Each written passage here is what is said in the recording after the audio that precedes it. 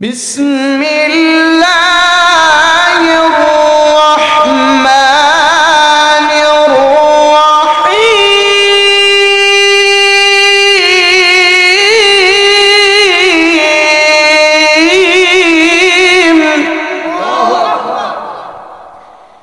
ওয়া ইন তাউদ্দু নি'মাতাল্লাহি লা তুহসুহা।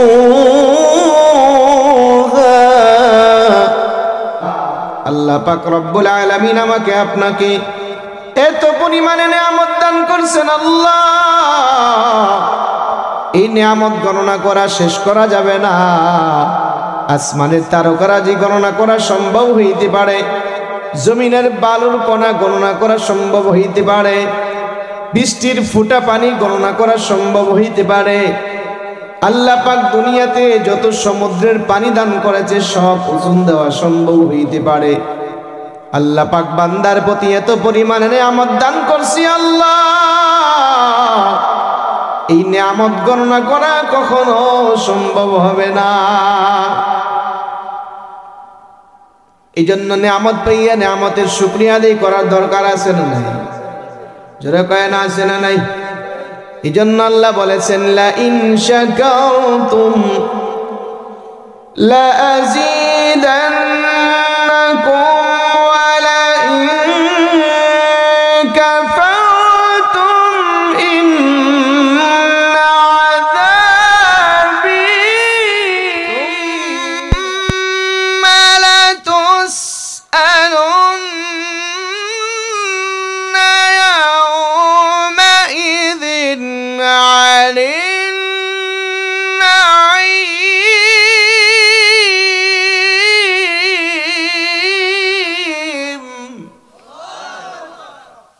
আল্লাহ পাক রব্বুল আলামিন বলেন, কিয়ামতের ময়দানে নিয়ামত সম্পর্কে আল্লাহ পাক অবশ্যই অবশ্যই তোমাদেরকে প্রশ্ন করবেন। আল্লাহ পাক রব্বুল আলামিন হাসরের ময়দানে দুনিয়ার সকল মানুষকে দাঁড় করায়া আল্লাহ পাক রব্বুল আলামিন সকল দুনিয়ার মানুষদেরকে প্রশ্ন করবে, দুনিয়ার মধ্যে আল্লাহ পাক কত দামি দামি নিয়ামত দিয়েছে, এই নিয়ামতগুলো সম্পর্কে আল্লাহ পাক রব্বুল আলামিন হাসরের ময়দানে প্রশ্ন করবেন। আল্লাহর পয়গম্বর জনাবে মুহাম্মাদুর রাসূলুল্লাহ সাল্লাল্লাহু আলাইহি ওয়াসাল্লাম হাদিসের মধ্যে বর্ণনা করেন, 5টা প্রশ্নের জবাব দেওয়ার আগ পর্যন্ত হাসরের ময়দানে বনি আদম এক কদম সামনে অগ্রসর হতে পারবে না। দুনিয়াতে জান্নাত অর্জন করে যাবে কারা কারা? একটু ব্যবধান করে দেখেন। জান্নাত যে অর্জন করে যাবে দুনিয়া থেকেই, এটাই একটু হিসাব করলে বুঝে আসে যে কারা জান্নাতি আর কারা জাহান্নামী। হাসরের ময়দানে আদম আলাইহিস সালামকে হাদিসে এসেছেন, আল্লাহ রাসূল ফরমান, হাসরের ময়দানে আদম আলাইহিস সালামকে বলবেন, আদম তোমার সন্তানদের মধ্যে থেকে কাকে কাকে জাহান্নামে পাঠাইবা প্রস্তুত করো। আল্লাহ পাক জিজ্ঞাসা করবেন, আল্লাহ আমি কিভাবে গণনা করব? আল্লাহ বলবেন, 1999 জনকে জাহান্নামের জন্য রেডি করো। নাউজুবিল্লাহ বলবেন না? তাহলে জান্নাতীদের সংখ্যা বেশি না জাহান্নামীর? জান্নাতীরা 1000-এ কতজন? 1000-এ কতজন? আর বাকি সব জাহান্নামে চলে যাবে। অন্য হাদিসে আমরা সকলেই জানি, স্পষ্ট হাদিস, হাসরের ময়দানে 73টি কাতার হবে, একটি কাতার জান্নাতে যাবে আর 72 কাতারই জাহান্নামে যাবে। সাহাবায়ে কেরাম প্রশ্ন করেছিলেন, ইয়া রাসূলুল্লাহ, এই একটি দল যারা জান্নাতে যাবে তারা কারা, তাদের কি পরিচয়? আল্লাহ রাসূল তখন তাদের পরিচয় দিয়েছিলেন, মা আনা আলাইহি ওয়া আসহাবি, ওই একটা দল হলো আমি এবং আমার সাহাবায়ে কেরাম এবং সাহাবীদের অনুসরণ করে যারা চলবে। এই দলটাকে ছাড়া বাকি যত দল আছে সব দল জাহান্নামী। তাহলে দুইটা হাদিস থেকে আমরা কি জানলাম? জান্নাতীর সংখ্যা বেশি না জাহান্নামীর সংখ্যা বেশি? সবাই বলে না। এই জন্যই তো আজ মাহফিলে লোক কম, ঠিক না বে ঠিক? আমি এটা বলছি না যারা আজ মাহফিলে আসবে না তারা জাহান্নামী হয়ে গেছে, আমি এটা বলতেছি না। তবে জান্নাতীদের সংখ্যা দুনিয়াতেই অনুমান করা যায়। আর জান্নাত ক্রয় করার জন্যই, জান্নাত কেনার জন্যই আল্লাহ পাক দুনিয়াতে আমাদেরকে পাঠিয়েছেন। দুনিয়াতে যারা আমল করবে তারাই তো জান্নাতে যাবে। দুনিয়াটা তো আল্লাহ পাক আখিরাতের বাজার করে দিয়েছেন। আখিরাত পাইতে হলে, জান্নাত কিনতে হলে দুনিয়ার বাজারে আসতে হবে এবং সওদা করতে হবে, আমল করতে হবে, তাহলে আখিরাত পাওয়া যাবে। রাসূলের হাদিসে এসেছে আদ-দুনিয়া মাজরাআতুল আখিরাহ, দুনিয়াটা আখিরাতের বাজার। এজন্য আমরা দুনিয়াতে আছি, আখিরাত কিনতেছি, ঠিক না ঠিক? তো জান্নাতীদের সংখ্যা এই জন্যই কম। এই জন্য মসজিদে গেলে তো জান্নাতীদের সংখ্যাও কম পাওয়া যায়।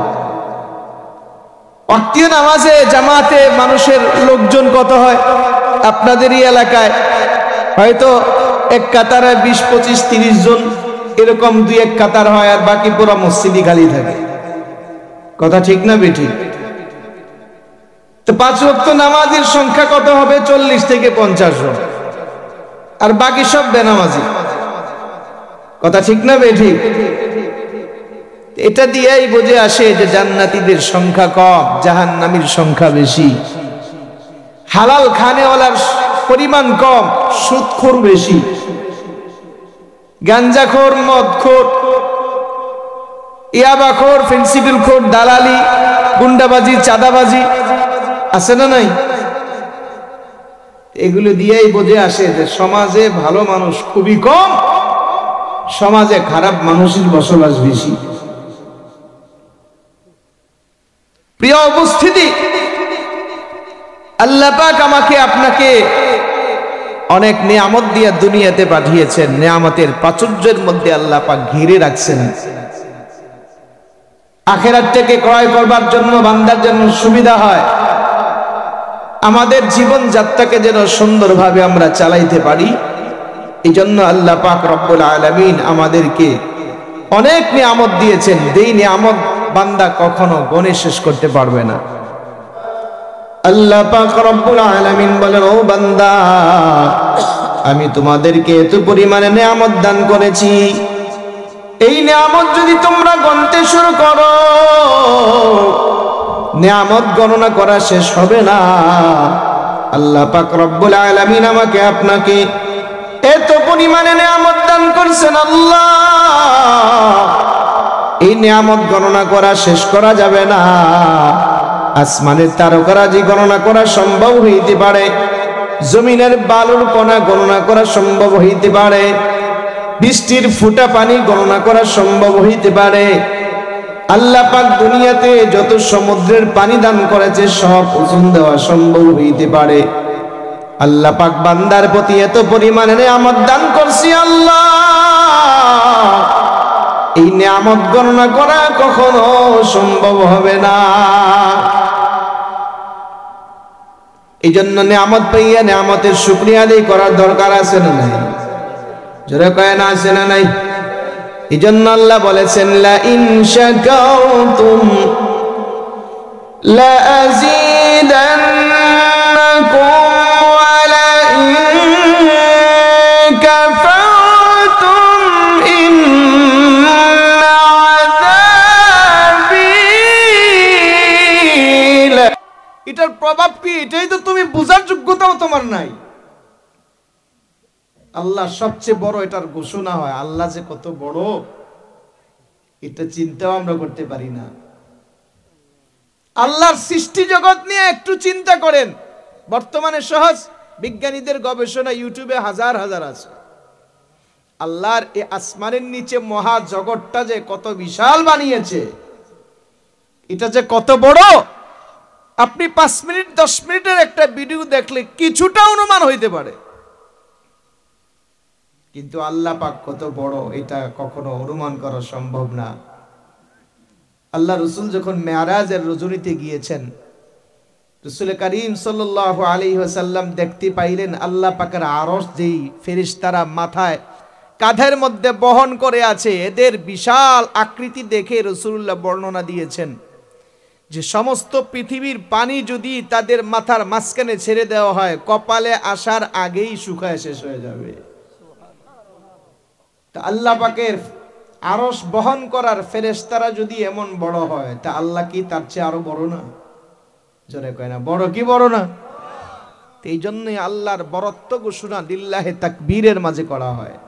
নাস্তিকরা আজকে বেঈমানরা, ইসলামের শত্রু যারা, একমাত্র তারাই লিল্লাহে তাকবীরের স্লোগান পছন্দ করে না, ঠিক না বেঠিক?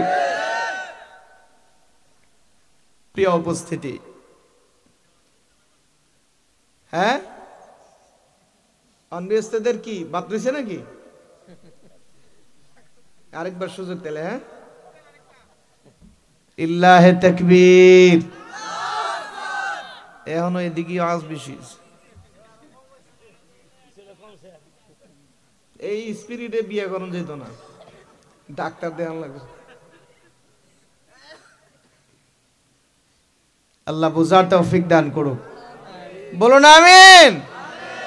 আর বাড়িতে যারা আওয়াজ শুনতেছে যুবতীরা কইব না এরকম আসলে আওয়াজ কম, এলাকার বিয়ে টিয়ে বন্ধ যেত না। আমি আপনাদের সম্মুখে সূরা তাকাসুরের সম্পূর্ণ সূরাটি তিলাওয়াত করেছি। সব কয়টি আয়াতের তাফসীর বলতে পারবো না, শেষ বিষয়বস্তুর সাথে মিলিয়ে শেষ আয়াতটির তাফসীর প্রসঙ্গে আলোচনা করার চেষ্টা করব। সূরা তাকাসুরের 8 নম্বর আয়াত, আল্লাহ পাক রব্বুল আলামিন যেটা বর্ণনা করেছেন, এর বিষয়বস্তু হলো নিয়ামত সম্পর্কে হাসরের ময়দানে প্রত্যেকটা বান্দাকে আল্লাহ পাক জিজ্ঞাসা করবেন। আল্লাহ তাআলা কোরআনে কারীমের মধ্যে বলেন, সুম্মা লাতুসআলুন্না ইয়াওমাইযিন আনিন নাঈম।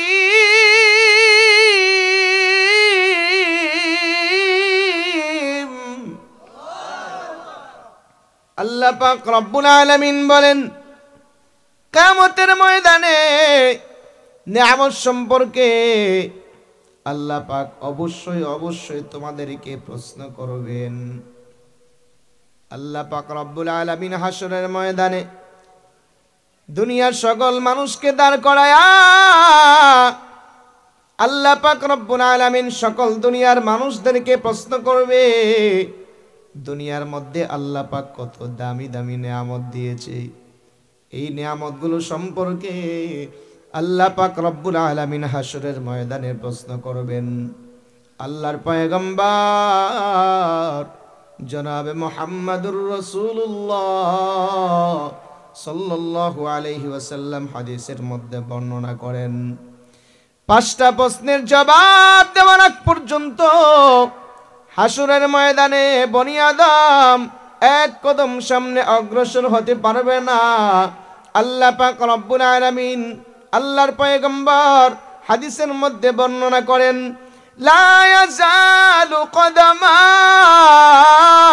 ইবনি আদম হাত্তা ইউসআলু আন খামস। কিয়ামতের ময়দানে আদম সন্তান 5টা প্রশ্নের জবাব দেওয়ার আগ পর্যন্ত এক কদম সামনে অগ্রসর হতে পারবে না। আল্লাহর পয়গম্বর বলেন, হাত্তা ইউসআলু আন খামস আন উমরিহি ফিমা আফনা। 1 নাম্বার হলো জীবন সম্পর্কে, জীবন বায়োডাটা জিজ্ঞাসা করবে।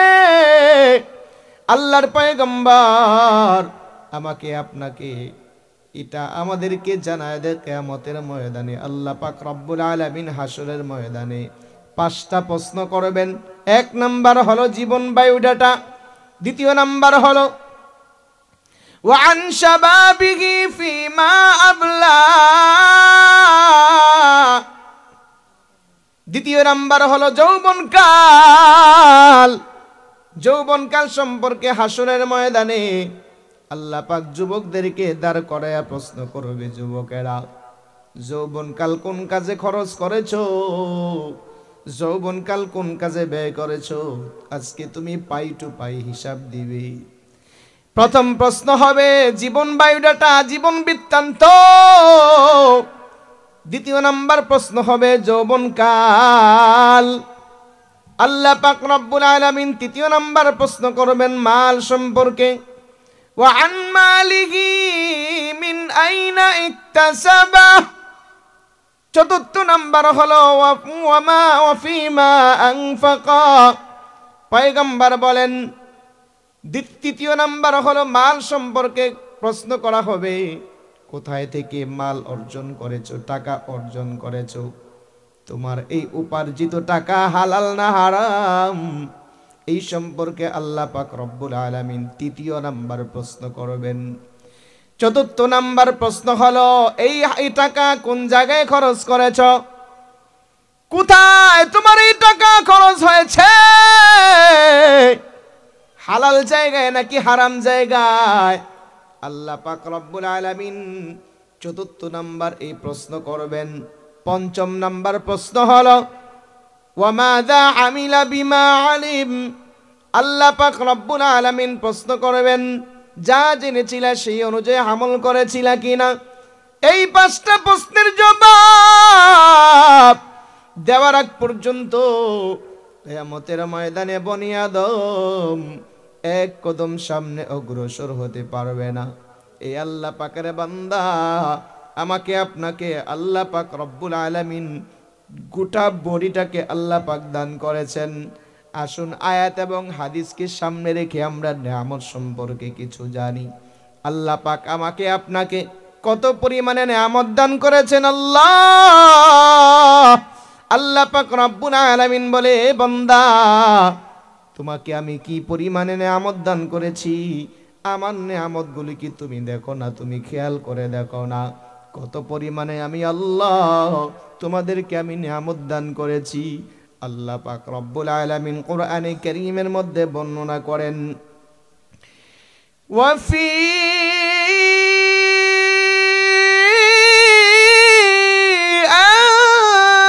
আনফুসিকুম আফালা তুবসিরুন।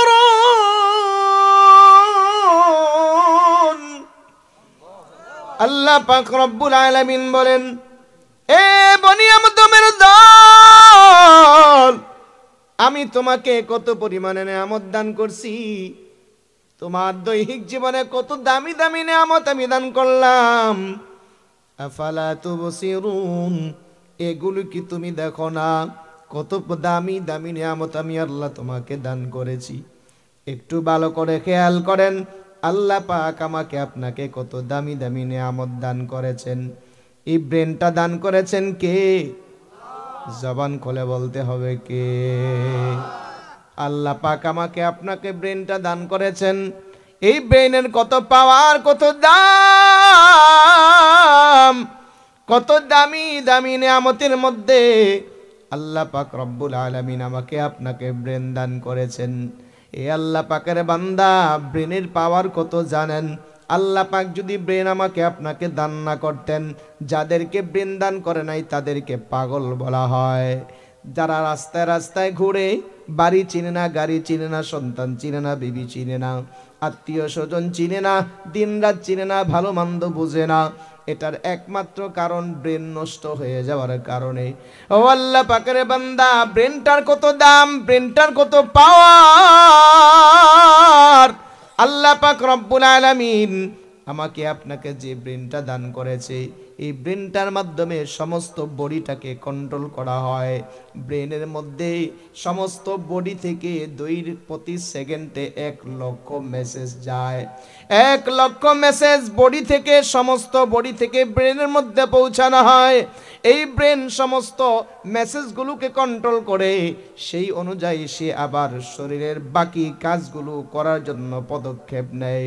এই আল্লাহ পাকের বান্দা, প্রতি সেকেন্ডে যদি 1,00,000 মেসেজ আমার মাথার মধ্যে যায়, তাহলে 1 মিনিটে কত হলো, 1 ঘন্টার মধ্যে কত হলো, দৈনিক কত মেসেজ আমাদের এই ব্রেন কাজ করার জন্য। সে এই মেসেজগুলো খবর পাইল, এরপরে আবার সেই অনুযায়ী শরীরের ব্যবস্থা নিল। এই যে হাত লড়াইতেছি, কথা বলতেছি, সব কিছু ব্রেন থেকে সিগন্যাল হয়ে প্রত্যেকটা অঙ্গ প্রত্যঙ্গ পরিচালনা হয়। এ মুসলমানের দল, আল্লাহ পাক সমস্ত বডিটাকে পরিচালনা করবার জন্য একটা মোটর দিয়েছে। ওই মোটরটার ভিতরে কিছু আল্লাহ পাক তার দিয়েছে, যাকে কয়েল বানানো হয়েছে। এই যে প্রত্যেকটা যেই মোটর আছে, মেশিনের মোটর, মোটরের মধ্যে দেখবেন তার দিয়া কয়েল বানানো হয়। এই কয়েল যদি খুলে লম্বা করা হয়, হয়তো একসাথে 200 ফিট লম্বা হইতে পারে, তার চেয়ে বেশি হবে না। কিন্তু আল্লাহ পাক রব্বুল আলামিন আমার আপনার ব্রেনের মধ্যে এত পাওয়ার, এত লম্বা তার দিয়েছে। এ মুসলমান, বিজ্ঞান বলে এগুলোকে খুলে যদি লম্বা করা হয়, এই জন্য বিজ্ঞান বলে প্রায় 500 লক্ষ মাইল লম্বা হয়ে যাবে। কত লক্ষ? 500 লক্ষ মাইল লম্বা হয়ে যাবে। এটা যদি খুলে এভাবে লম্বা করা হয়, এরপরে বিজ্ঞান বলে ওই তারটার উপরে যদি একটা সুই ধরা হয়, যেই জায়গা দখল করবে ওই পরিমাণে জায়গাকে বিজ্ঞানের ভাষায় কোষ বলা হয়। এক একটা কোষের কত পাওয়ার! বিজ্ঞান বলে আল্লাহ পাক রব্বুল আলামিন এত পাওয়ার দিয়েছে, এত দামি পাওয়ার দিয়েছে ওই কোষটাকে। 1 কোটি ঘটনাকে একটা কোষ সেভ করিয়া, মুখস্থ করিয়া রাখতে পারে। সুবহানাল্লাহ কয় না? 1 কোটি ঘটনা একটা কোষের মধ্যে মুখস্থ রাখতে পারে। 1 কোটি ঘটনা আপনি কি মনে করেন? বিজ্ঞানরা বর্তমানে কম্পিউটার বানাইছে। 1 কোটি ফাইল একটা কম্পিউটারের মধ্যে জমা করিয়া রাখবে, এমন দামি জিবিওয়ালা কম্পিউটার আবিষ্কার হয় নাই। তাহলে আল্লাহ পাকের দেওয়া কিন্তু একটা কোষের কাছে একটা দুনিয়ার পাওয়ারফুল কম্পিউটারও হার মানায় যায়। এরকম একটা দুইটা না, আল্লাহ পাক মাথার ভিতরে 20 কোটি কোষ দিয়েছে। কত কোটি? সুবহানাল্লাহ কইতেন না? তো দুনিয়ার সুপার পাওয়ার কম্পিউটার যদি 20 কোটি হয়, তাহলে একটা মানুষের মাথার পরিমাণ হবে না। সুবহানাল্লাহ কয় না? এই ব্রেনটার দাম আছে না নাই? জোরে কয় না আছে না নাই? এ আল্লাহ পাকের বান্দা, আল্লাহ পাক রব্বুল আলামিন ব্রেনটার পাওয়ার দিয়া এই ব্রেনটাকে সংরক্ষণ করবার জন্য, ব্রেনটাকে ঠিক রাখবার জন্য আল্লাহ পাক রব্বুল আলামিন আমাদেরকে কিছু হুকুম দিয়েছেন। একটু খেয়াল করে দেখেন, আল্লাহ পাক যে ব্রেনগুলো দিয়েছে, ব্রেনের পাওয়ার কত জানেন? দুনিয়ার মধ্যে এমন বহু মনীষীরা গিয়েছে যাদের ব্রেনের প্রখরতা, ব্রেনের পাওয়ার, ব্রেনের কথা আমরা বিভিন্ন কিতাবাদিতে অথবা মুরব্বীদের জবানে শুনেছি। এরে মুসলমানের দল, লক্ষ লক্ষ হাদিস একজনে মুখস্থ করেছে, এরকম বহু আছে। বুখারী শরীফ যিনি লিখেছেন, আল্লাহ পাক রব্বুল আলামিন তার ব্রেনের কত পাওয়ার দিয়েছিলেন। তিনি 6 লক্ষর উপরে হাদিস থেকে যাচাই বাছাই করিয়া, চিন্তা ফিকির করিয়া, মাত্র তিনি একটা বুখারী শরীফ তিনি লিখেছে। এ আল্লাহ পাকের বান্দা 6 লক্ষ সনদ সহকারে হাদিস মুখস্থ করেছে। এ আল্লাহ পাকের বান্দা কোরআন শরীফ মুখস্থ করেছে। এরকম আল্লাহ পাক জাগতিক লাইনেও অনেক জ্ঞান বুদ্ধি বিদ্যা তাদেরকে আল্লাহ পাক দিয়েছেন। ভারতে আমরা জানি দেওবন্দ মাদ্রাসার এমন একজন আল্লাহর ওয়ালি ছিল, যাকে বলা হতো কাশ্মীরি রহমাতুল্লাহ আলাই। এই কাশ্মীরি রহমাতুল্লাহ আলাই আনোয়ার শাহ কাশ্মীর রহমতুল্লাহি আলাইহি তার তো ব্রেনের পাওয়ার ছিল যে দেওবন্দের যে লাইব্রেরি ছিল, এই লাইব্রেরির মধ্যে কোটি কোটি টাকার কিতাব ছিল।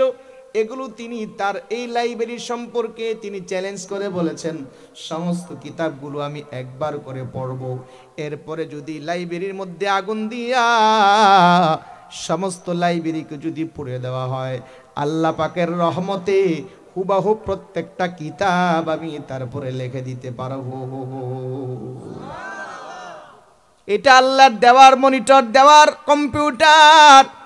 এ মুসলমানের দল, এই জন্য মানুষ মেহনত করতে করতে এই দামি ব্রেন দিয়া দুনিয়া থেকে শুধু নয় আসমান জগতে চলে গেছে, সেই সৌরজগৎ পর্যন্ত চলে গেছে। আজকে 2 দিন আগে একটা খবর পাইলাম, দুনিয়ার বরাবর দেখা যাবে এমন 6টা তারকা চলে আসবে। 6টা তারকা কোন দিন হবে, কোন পর্যন্ত হবে, কোন টাইম পর্যন্ত থাকবে, আল্লাহ পাক তাদের মেধা দিয়া গবেষণা করে বের করবার মতো তাদের যোগ্যতা দিয়েছে। এই ব্রেন দিয়া গবেষণা করিয়া দুনিয়ার কোন তারা কোন দিন কোন জায়গায় কোন পর্যন্ত থাকবে, এগুলো পর্যন্ত গ্রহ দেখা যাচ্ছে তারা গবেষণা করে বের করেছে। কিছুদিন আগে আমরা আরেকটা দেখেছি, আসমানের মধ্যে নাসা বিজ্ঞানী বের করেছে ফেরেশতাদের জিকিরের আওয়াজ। সুবহানাল্লাহ কয় না? আল্লাহর সৃষ্টি নিয়ে গবেষণা করলে ঈমান বাড়ে না কমে? জোরে কয় না বাড়ে না কমে? এই জন্য আল্লাহর সৃষ্টি নিয়ে বেশি বেশি গবেষণা করবার জন্য আল্লাহ পাক কোরআনে বলেছেন। আল্লাহ পাক কোরআনে কারীমের মধ্যে বলেন, আল্লাযীনা ইয়াযকুরুনা আল্লাহা কিয়ামান ওয়া কুউদান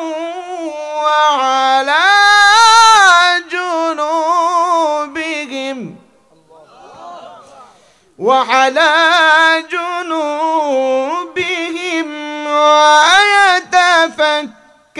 ويتفكرون في خلق السماوات ويتفكرون في خلق السماوات والأرض ربنا ما خلقت هذا باطلا ربنا ما خلقت هذا باطلا سبحانك فقنا عذاب النار। আল্লাহ পাক রব্বুল আলামিন বলেন, যারা দাঁড়ায়া, যারা বসিয়া, যারা শুয়ে আল্লাহ পাকের জিকির করে, আসমান জমিনের সৃষ্টি নিয়ে যারা চিন্তা ফিকির করে, আল্লাহ পাক রব্বুল আলামিনের দরবারে চিন্তা ফিকির করিয়া বলে, রব্বানা মা খালাকতা হাযা বাতিলা। আয় আল্লাহ, তুমি একটা সৃষ্টিকে অযথা বানাও নাই। ও মালিক, তোমার প্রত্যেকটা সৃষ্টির মধ্যে নিগূঢ় রহস্য আছে। এই চিন্তা ফিকির করিয়া মহান মালিকের দরবারে যে শুকরিয়া আদায় করে, আল্লাহ পাক বলে তার চেয়ে বড় বুদ্ধিমান জমিনের ভিতরে আর একটা হইতে পারে না। আল্লাহর সৃষ্টি নিয়ে গবেষণা করলে, আল্লাহর নিয়ামত নিয়ে চিন্তা ফিকির করলে ঈমান বাড়ে না বরং কমে? নাকি বাড়ে? এই আল্লাহ পাকের বান্দা, এই জন্য আল্লাহ সৃষ্টি নিয়ে বেশি বেশি গবেষণা করো। আল্লাহ পাক ব্রেনের কত পাওয়ার দিয়েছে, এই ব্রেনটাকে ঠিক রাখবার জন্য, ডিপ ব্রেনটাকে ঠিক রাখার জন্য আল্লাহ পাক রব্বুল আলামিন হুকুম আহকাম দিয়েছে। আল্লাহ পাকের হুকুমের সাথে বর্তমান বিজ্ঞানের গবেষণা মিলে কি মিলে না একটু খেয়াল করে দেখেন। আল্লাহর পয়গম্বর জনাব মুহাম্মদুর রাসূলুল্লাহ সাল্লাল্লাহু আলাইহি ওয়াসাল্লামের প্রত্যেকটা সুন্নতের অনুসরণের মধ্যে বিজ্ঞানের পরামর্শ রয়েছে। এমনকি বিজ্ঞানের সিদ্ধান্ত নবীজির প্রত্যেকটা সুন্নতের উপরে। তো কোরআন সুন্নাহ শুধু খালি আখিরাতের জন্য না, মানবতার মুক্তির জন্য, মানবতার শান্তির জন্য, মানবতার নিরাপদের জন্য আল্লাহ পাক প্রত্যেকটা হুকুম আহকাম দিয়েছে। তো আমরা খেয়াল করে দেখি, ব্রেনটাকে আল্লাহ পাক সুস্থ রাখবার জন্য এত দামি পাওয়ারফুল আল্লাহ পাক মেশিন দেওয়ার পর এটাকে ঠিক রাখবার জন্য আল্লাহ পাক কি হুকুম আমাকে আপনাকে দান করেছে। আল্লাহ পাকের হুকুমটা জানার আগে বিজ্ঞানীর গবেষণাটা আমাদের একটু জানা দরকার। আল্লাহ পাকের রব্বুল আলামিন আমাদেরকে যে ব্রেনটা দিয়েছেন, এই ব্রেনটা সব সময় ঠিক থাকে না। একটা কম্পিউটার চলতে চলতে দেখা যায় এটার মধ্যে আবার ঝামেলা হয়ে যায়। আমরা যারা কম্পিউটার চালাই আমরা সকলেই জানি কম্পিউটার একটা পাওয়ারফুল মেশিন। এটা আপনি দিনে রাতে চালাইলেও তেমন সমস্যা হয় না যদি ভালো কম্পিউটার হয়, কিন্তু এটাকে 2-4 দিন বন্ধ রাখলে হ্যাং হয়ে যায়, ঠিক মতো চলে না, চালু হয় না। অর্থাৎ সে চায় আমাকে দৈনিক ঠিক মতো চালাও, যদি না চালাও আমি হ্যাং হয়ে যাব, দুর্বল হয়ে যাব, আমাকে ঠিক মতো চালাইতে হবে। এই আল্লাহ পাকের বান্দা, আল্লাহ পাক যে ব্রেনটা দিয়েছেন, ব্রেনটার এক্সারসাইজের জন্য, ব্রেনটাকে ঠিক রাখবার জন্য কিছু হুকুম দিয়েছেন। এই হুকুমের সাথে বিজ্ঞানীদের গবেষণা কেমন কতটা মিল দেখেন। আল্লাহর পাক রব্বুল আলামিন যে ব্রেনটা দিয়েছে, ব্রেন সম্পর্কে বিজ্ঞানীরা বলে ব্রেনটা উপরে থাকার কারণে, মগজটা উপরে থাকার কারণে যেই পরিমাণে মাথার মধ্যে রক্ত প্রচার করার দরকার হয় ওই পরিমাণে রক্ত প্রচার হইতে পারে না। ওই পরিমাণে যদি রক্ত প্রচার না হয় তখন মানুষের দেখা যায় দৈহিক বিভিন্ন রোগ দেখা দেয়। এর মধ্যে প্রধান কারণ হলো মানসিক রোগে আক্রান্ত হয়। কিছু কিছু মানুষ পাগল হয়ে যায়। যত সূক্ষ্ম রোগগুলো শুকায় যাবে তত মানুষ পাগলের রোগে আক্রান্ত হয়। এ মুসলমান, তাহলে ব্রেনটাকে ঠিক রাখবার জন্য এমন কি মেডিসিন হইতে পারে, কি এক্সারসাইজ হইতে পারে, এমন কি কাজ হইতে পারে? বিজ্ঞানীরা বলে আল্লাহ পাক রব্বুল আলামিন মাথার উপরে ব্রেনটাকে যখন দিয়েছে, ঠিক মতো রক্ত প্রচার না হওয়ার কারণে মাথার রগগুলো শুকায়া যায়। আর মাথার রগের মধ্যে শরীরের প্রত্যেকটা শাখা প্রশাখা পর্যন্ত রক্ত পৌঁছাইবার জন্য আল্লাহ পাক রব্বুল আলামিন আমাদেরকে আরেকটা পাম্পার, রক্তের পাম্পার মেশিন দিয়েছে, যাকে হার্ট বলা হয়। যাকে কি বলা হয়? হার্ট বলা হয়। আল্লাহ পাক রব্বুল আলামিন হার্টটাকে নিচে দিয়েছে, ব্রেনটাকে উপরে দিয়েছে। ব্রেনের মধ্যে যেই পরিমাণে রক্ত থাকার দরকার, হার্টটা নিচে থাকার কারণে, মোটরটা নিচে থাকার কারণে সেই পরিমাণে রক্ত যায় না। এই জন্য বিজ্ঞানীরা আবিষ্কার করে সমাধান বের করেছে। হার্ট যদি, 1 নাম্বার কথা হলো, হার্ট যদি ভালো থাকে তাহলে তার শরীর ভালো থাকবে, রক্ত প্রচার ভালো থাকবে। হার্ট যদি খারাপ হয়ে যায় সব কিছু খারাপ হয়ে যাবে রে মুসলমান। হার্ট দিয়েছে কে? জোরে কয় না, কে দিয়েছে? এ মুসলমানের দল, হার্ট যদি ভালো থাকে সব কিছু ভালো থাকে, হার্ট খারাপ হয়ে গেলে সব খারাপ হয়ে যায়। এটা হলো বিজ্ঞানীদের কথা। আমার আপনার পয়গম্বর আজ থেকে 1450 বছর পূর্বে পয়গম্বর হাদিসের মধ্যে বর্ণনা করেছেন। আল্লাহর পয়গম্বর বলেন, আলা ইন্না ফিল জাসাদি মুদগা ইদা সলুহাত সলুহাল জাসাদু কুল্লু ওয়া ইদা ফাসাদাত ফাসাদাল জাসাদু কুল্লু আলা ওয়া হিয়াল কলব। পয়গম্বর হাদিসের মধ্যে বর্ণনা করেন, শরীরের মধ্যে এমন একটা গোশতের পিণ্ড আছে, গোশতের টুকরা আছে, ওইটা যদি ভালো হয়ে যায় সমস্ত বডি ভালো হয়ে যায়, সমস্ত বডিটাই সুস্থ থাকে। ওই হাড়টা যদি, গোশতের টুকরাটা যদি খারাপ হয়ে যায় তাহলে সমস্ত বডির অঙ্গ প্রত্যঙ্গগুলো খারাপ হয়ে যায়। আল্লাহর পয়গম্বর বলে, আলা ওয়াহিয়াল কলব, ওটা হলো কলব, ওটা হলো অন্তর। আল্লাহ পাক রব্বুল আলামিন ওটাকে হার্ট বলে আল্লাহর পয়গম্বর বুঝিয়ে দিয়েছেন। তো পয়গম্বরের হাদিস অনুযায়ী জানতে পারলেন হার্ট ভালো যার সব ভালো তার, হার্ট খারাপ যার সব খারাপ হয়ে যায় তার। আর একটু খেয়াল করে দেখেন এই হার্টটাকে সুস্থ রাখবার জন্য তাহলে এমন কি মেডিসিন আছে যাকে সুস্থ রাখার দরকার হয়? এই মেডিসিন আল্লাহ পাক নিজেই কোরআনে দিয়েছেন। সুবহানাল্লাহ কয় না? আলা বিযিকরি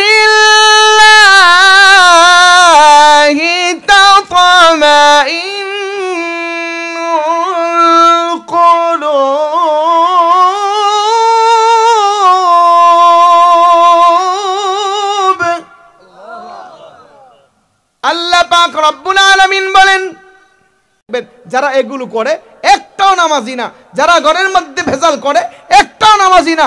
নামাজি যারা পড়ে তাদের মাথা ঠান্ডা থাকে, নামাজ যারা পড়ে তাদের মধ্যে সবচেয়ে বেশি নামাজির মাথা ঠান্ডা থাকে মসজিদের ইমাম সাহেব। ঠিক না বেঠিক? ইমাম সাহেব তো একদিকে 5 ওয়াক্ত নামাজ পড়ে, দ্বিতীয়ত হলো ইমাম সাহেব যদি মাথা গরম থাকতো তাহলে তো আপনাকে মুসল্লিদের যে আচরণ, মসজিদে গিয়া যে বাড়ির বেরির লগে পারে না এ হুজুরের লগে ভালো করে পারে। ঠিক না বেঠিক? যেই বেড়ারে বেড়ি দৈনিক অন্তত 4-5 করে গালে গুতায়া গালের গোস্ত শুইলালায়, এই বেচারা ইমাম সাহেবের লগে গিয়া দৈনিক 2-4 বার আসে না নাই?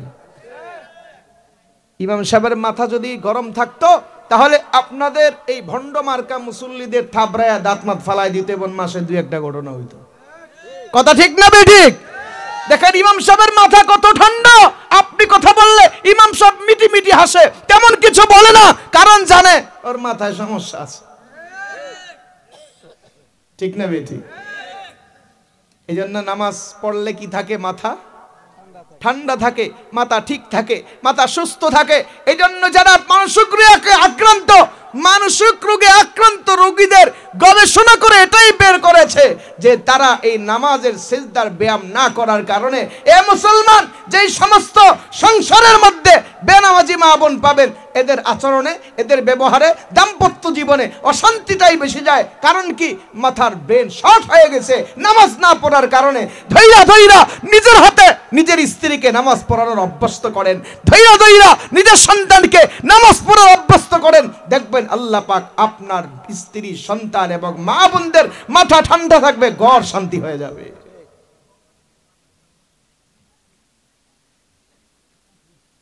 নামাজ পড়বো না ছাড়বো?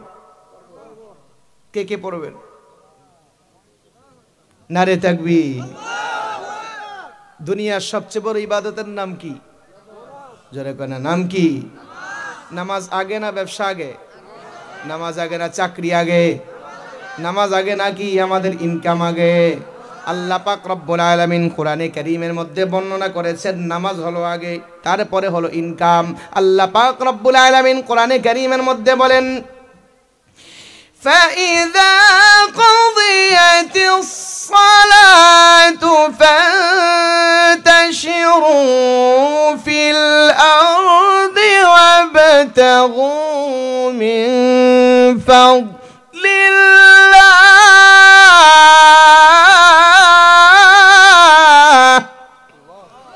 আল্লাহ পাক রব্বুল আলামিন বলেন, যখন তোমাদের নামাজ আদায় হয়ে যায়, যখন তোমরা নামাজ আদায় করে ফেলবা, তখন তোমরা জমিনের মধ্যে রিজিকের জন্য ছড়ায়া পড়ো।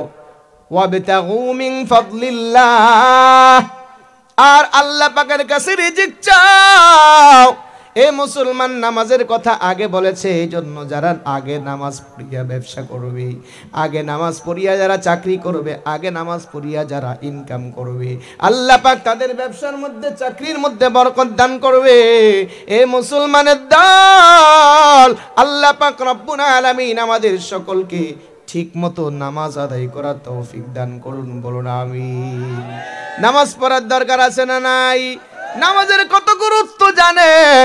আল্লাহ পাক রব্বুল আলামিন পশ্চিম আকাশের মধ্যে যখন দেখবেন একটা মানুষ সাগরের মধ্যে হাবুডুবু খাইতেছে, একবার মাথা উঠে আর একবার মাথা ডুবে, এমন কঠিন পরিস্থিতির মধ্যে পশ্চিম দিকে তাকায়া যখন দেখবে যে পশ্চিম দিকে সূর্য ডুবে যাচ্ছে, রে মুসলমান, এই অবস্থা দেখার পর সে যদি ওই অবস্থায় চিন্তা করে, পারে উঠতে উঠতে আমার নামাজটা কাজা হয়ে যাইতে পারে।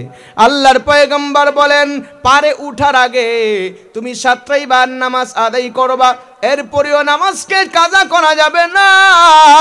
নামাজের গুরুত্ব কত মুসলমান! পয়গম্বর হাদিসের মধ্যে কিন্তু এমন কথা বলে নাই যে তুমি পারে উঠিয়া পরে কাজা করিয়া নিবা, বরং 7টাইতেও হবে, আবার নামাজও ইশারায় আদায় করতে হবে, এরপরেও নামাজকে কাজা করা যাবে না। এ মুসলমানের দলে কোনো সময় আছে, 5 ওয়াক্ত নামাজ আদায় করেন। 1 ওয়াক্ত নামাজ যদি কোনো ব্যক্তি আদায় না করে, তাহলে কমসে কম সে অন্তত 1 হুকবা পরিমাণে জাহান্নামে যাবে। নামাজটা যদি কাজা করে তাহলে সেই পরিমাণ জাহান্নামে পড়বে 1 হুকমা পরিমাণ। 1 হুকমা হলো 2,88,00,000 বছর। এ মুসলমানের দল, তাহলে কোনো ব্যক্তি যদি নামাজ আদায় না করে, পয়গম্বর জনাবে মুহাম্মদুর রাসূলুল্লাহ সাল্লাল্লাহু আলাইহি ওয়াসাল্লাম হাদিসের মধ্যে বর্ণনা করেন, 1 ওয়াক্ত নামাজ না পড়ার কারণে 80 হুকমা জাহান্নামের মধ্যে সে আগুনের মধ্যে পড়বে। হে আল্লাহ পাকের বান্দা, তাহলে আমরা নামাজ না পড়তে পড়তে আজকে 10 বছর, 40 বছর, 50 বছর চলে গেছে, এখনো নামাজ ঠিক মতো পড়তে জানি না, এখনো নামাজ আমরা ধরতে পারি না। আল্লাহ পাকের দরবারে তওবা করিয়া এখনো সময় আছে, নামাজ পড়ো, না হয় কিন্তু দুনিয়াও শেষ, আখিরাতও শেষ। আমার আপনার যখন মৃত্যুর সময় চলে আসবে, আজরাইল আলাইহিস সালাতু ওয়াস সালাম যখন আমাদেরকে নিয়ে আসার জন্য চলে আসবেন, আল্লাহ পাক রব্বুল আলামিন যখন আজরাইলকে পাঠিয়ে দিবেন, আজরাইল, দুনিয়ার মধ্যে তাদেরকে আমি নিয়ামত দিয়া পাঠাইছিলাম, দুনিয়ার মধ্যে 60-70 বছরের জিন্দেগি দিয়া পাঠাইছি, দুনিয়ার মধ্যে আমি হায়াত দিয়ে তাকে পাঠাইছি ইবাদত করবার জন্য, তার সময় শেষ হয়ে গিয়েছে, তাকে আমার দরবারে নিয়ে আসো। আজরাইল আলাইহিস সালাতু ওয়াস সালাম আমার আপনার কাছে যখন চলে আসবে, আল্লাহ পাক রব্বুল আলামিনের ফেরেশতা আজরাইল এসে বলতে থাকবে, এ আল্লাহ পাকের বান্দা, চলো চলো, আল্লাহ পাকের দিকে তুমি চলো। আল্লাহ পাক রব্বুল আলামিন যেই সময় আমাকে আপনাকে মৃত্যু দান করবে, এই সময় থেকে আমি আর আপনি 1 কদম সামনে অগ্রসর হতে পারবো না, পিছনে অগ্রসর হতে পারবো না, 1 সেকেন্ড আগেও মৃত্যু হবে না, পরেও মৃত্যু হবে না। আল্লাহ পাক কোরআনে কারীমের মধ্যে বর্ণনা করেছেন, লিকুল্লি উম্মাতিন আজাল ইযা জাআ আজালুহুম ফালা ইস্তাখিরুনা সাআ فلا يستأخرون ساعة ولا يستقدمون। আল্লাহ পাক রব্বুল আলামিন বলে, লিকুল্লি উম্মাতিন আজাল, প্রত্যেক সম্প্রদায়ের জন্য একটা মৃত্যুর সময় নির্ধারণ আছে।